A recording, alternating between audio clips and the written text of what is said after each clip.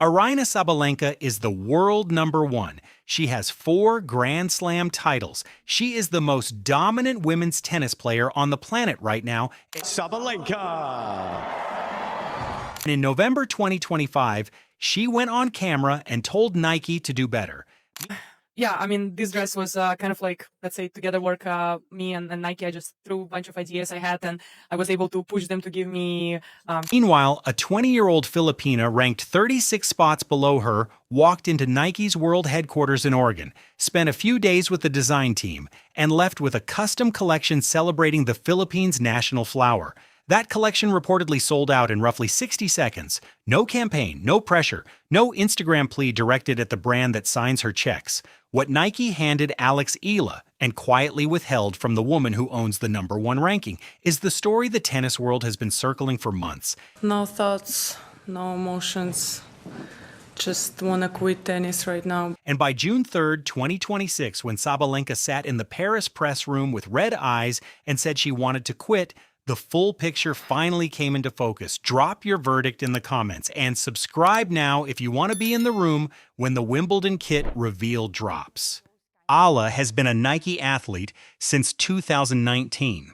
That relationship has never been particularly loud until late 2025, when Nike flew her to Beaverton, Oregon, and commissioned the Sampaguita collection, a bespoke Nike by You line built around the Philippines' national flower, complete with a hair accessory shaped like the bloom itself. She posted the visit on Instagram, always a blast with my Nike fam.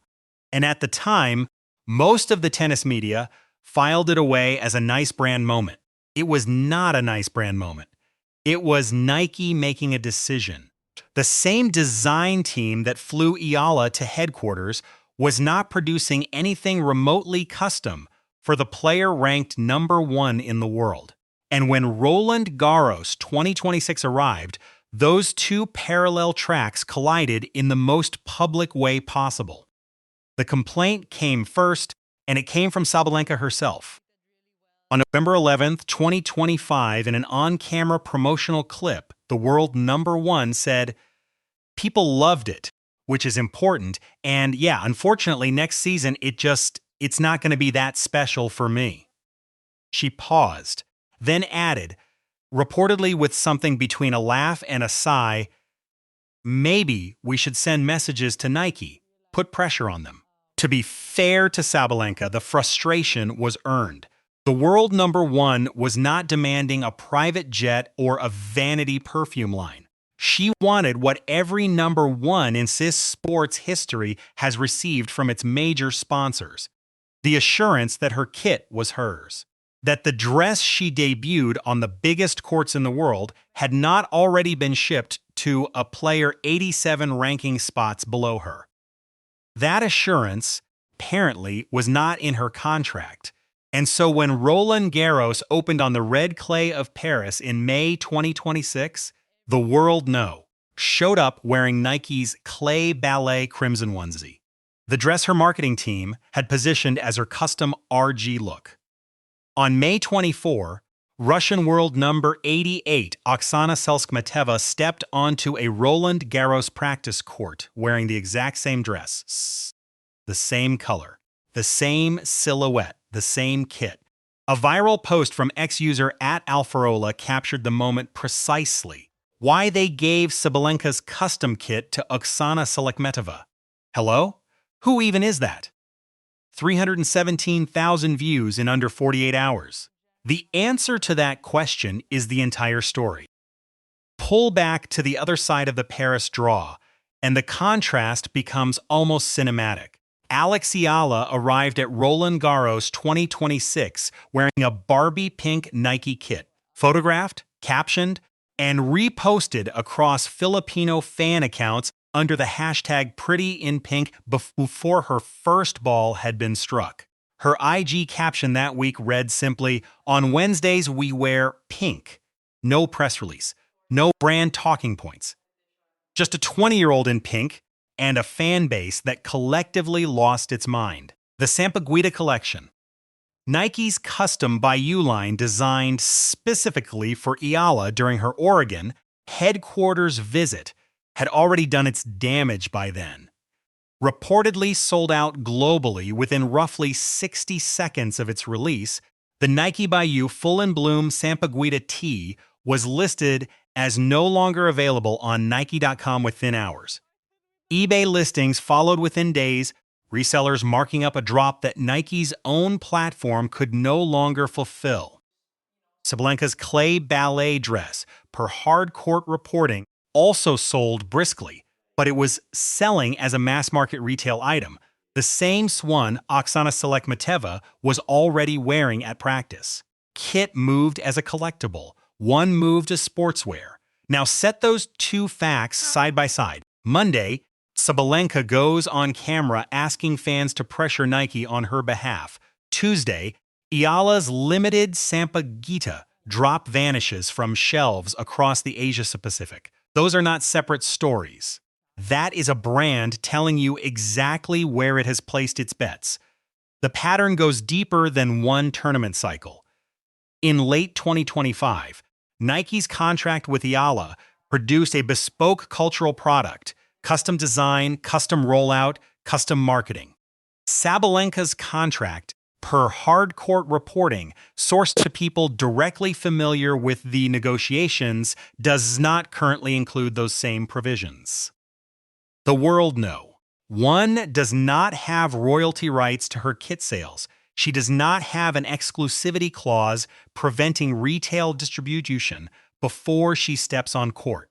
She does not have the commercial architecture that Naomi Osaka has, and that, per the same sourcing, Nike has formally decided it will never offer again. The Osaka contract is a closed chapter. No current athlete is getting that deal. And Sabalenka somehow finished 2025 ranked first in the world without the protections that Sharapova was given a decade and a half ago. That Sharapova precedent matters. In January 2008, Daniela Hantuchova wore the Nike dress Sharapova had been set to debut at the Australian Open. The fallout was immediate. Sharapova's team had the contract rewritten. From that point on, none of her kits went on sale until she personally walked onto court. The dress was hers until she chose to share it. Sabalenka watched the same scenario play out 17 years later in Paris, the difference being that Sharapova had the leverage to fix it, and the world number one of 2026 does not. Then came June 3. Sabalenka walked into her Roland Garros quarterfinal against Diana Schneider as the defending champion and the tournament favorite. She won the first set 6-3. Then the second set went to a tiebreak. She let it slip, and whatever thread was holding her together snapped. The final set, 0-6. She dropped the last 10 games of the match consecutively, conceding without winning a single game from 1-1 in the third.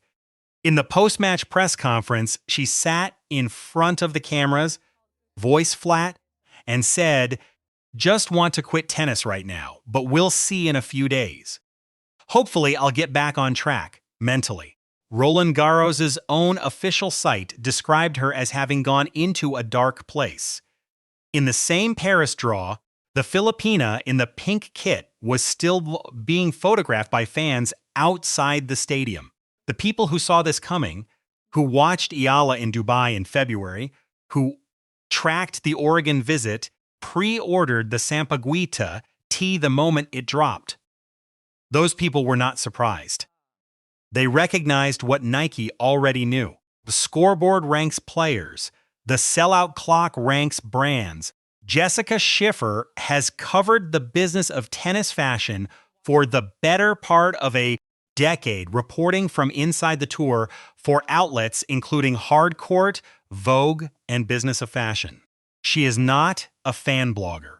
She is not a Reddit commenter. She is the journalist who was in Paris in May 2026 with sources inside Nike's account management, and what she reported should be required reading for anyone trying to understand what is actually happening inside women's tennis's most powerful peril relationship. Schiffer reported directly from a source familiar with Sabalenka and Nike's negotiations. Most players would love to have their outfit sold at retail, and she wants fans copying what she wears. That's the whole point of sports marketing. Read that twice. A source inside the machinery of Sabalenka's own sponsorship world is explaining patiently why the world no. One's frustration is commercially understandable and commercially irrelevant. The whole point of sports marketing is mass distribution. Sabalenka wants exclusivity. Nike wants volume. Those two things cannot coexist inside a standard athlete contract, and Sabalenka signed a standard contract. Schiffer added in the same piece, Sabalenka's contract does not currently include those same provisions, though a source familiar with the discussions tells me her team is pushing Nike to adjust it so it's more in line with her ranking and fandom. Her team is pushing. Nike has not yet moved. And while those negotiations drag on, a 20-year-old on a different tier of the same roster is outpacing the number one in the metric the brand actually cares about. Sell-through speed. This is larger than one kit controversy, and Nike's internal accounting knows it. The brand's tennis women's roster is contracting in real time. Iga Swiatek signed with On Running. Coco Gauff moved to New Balance. Madison Keys is with Adidas. Mira Andreeva is with Adidas. Emma Raducanu has reportedly been in discussions with Uniqlo. The list of elite women's tennis players who chose to leave Nike or never signed in the first place is growing every renewal cycle, and the players staying are doing so under contracts that increasingly favor Nike's terms over the athletes. Into that landscape, Nike chose Eala, not as a charity case, not as a diversity footnote, as a commercial thesis that a 20-year-old Filipina with a national fan base capable of emptying a digital storefront in 60 seconds represents the brand's growth market for the next decade. Southeast Asia, the diaspora, a demographic that will queue for a Sampaguita tea at 3 a.m. Because it is not just apparel, it is recognition. Every Filipino fan who held that tea understood that Eala's face on a Nike product meant something their parents' generation never got to see. That is the market Nike is courting. And it is a market the world knows. One's ranking alone cannot access. Sabalenka's Nike contract reportedly expires at the end of 2026. The conversation about its renewal or its replacement will happen in the shadow of a Roland Garros QF exit, a public complaint about kit quality, and a 60-second sellout from her teammate that Nike will cite in every future negotiation. Watch the Wimbledon kit reveal window in late June. Watch what Eala wears at Queen's Club, where she is confirmed in the WTA player field. Watch whether Sabalenka gets something designed for her specifically, or whether she steps onto the All England Club grass in a dress that is already available in every size at Nike.com. Those moments will tell you everything about where the negotiations stand. 6 days before she stepped onto Court Philippe Chatrier in that pink kit and dismantled the number 6 seed, Eala was walking off a court in Strasbourg, having lost in straight sets in the first round. A 6-3, 5-7, 3-6 defeat to a Ukrainian opponent. Not a close loss, not a retirement. A straight loss in her final warm-up before Roland Garros. She did not comment extensively on the Strasbourg defeat. What she did 5 days later was walk out in Paris and beat Jasmine Paolini 6-1, 7-6-5, the third top 10 win of her career, in front of cameras that immediately sent the images to every Filipino fan account on the planet. In the post-match press room at Roland Garros, she was asked about expectations, about pressure, about ranking. She said, "You see me, and you don't expect that I'm going to come up, and I really suck at all other sports." A Strasbourg loss on Monday. Top 10 upset in Paris on Saturday. In the pink kit. For the brand that was flying her to Oregon while the world #1 campaigned on Instagram. The clay ballet dress on Oksana Selekmateva's back before Sabalenka wore it herself. The Sampa Guida tee gone from shelves before most of the world finished reading the notification. Sabalenka in the Paris press room saying she wants to quit tennis. In the same week, in the same tournament, in the same brand as Eala in pink being shared across thousands of Filipino phones at midnight. What this story proved is that the one ranking is not the same thing as the #1 position inside a sponsor's marketing calendar. Sabalenka earned her ranking on court. She has not earned, or more accurately, has not yet been given the commercial infrastructure to match it. That is partly Nike's failure, partly a structural decision made when Fizanati walked out the door in 2021, and partly a negotiation that has not yet resolved. But the consequences are playing out in public, in real time, in Paris. The people who have been watching Eala for the past 2 years, who followed the Oregon visit, who tracked the Sampaguita drop, who stayed up for the Paolini match in the pink kit, they did not need this script to tell them it was coming. They already knew that Nike's investment in her was not a marketing line item. It was a statement of intent. The sellout clock just confirmed what this audience recognized long before Nike's brand team put it in a press release. Here is the question that will define the next 6 months. If you were Sabalenka's agent sitting across from Nike's team right now, do you take the renewal money and negotiate harder for exclusivity? Or do you walk to Adidas, leave Eala with the pink throne at Nike, rebuild the commercial narrative from scratch? That is not a rhetorical question. Drop your verdict in the comments. And if you want to be in the room when the Wimbledon kit reveal drops, when the Queen's Club footage goes live, and when Sabalenka's contract decision finally becomes public, subscribe now, because this particular story has not hit its most important chapter yet.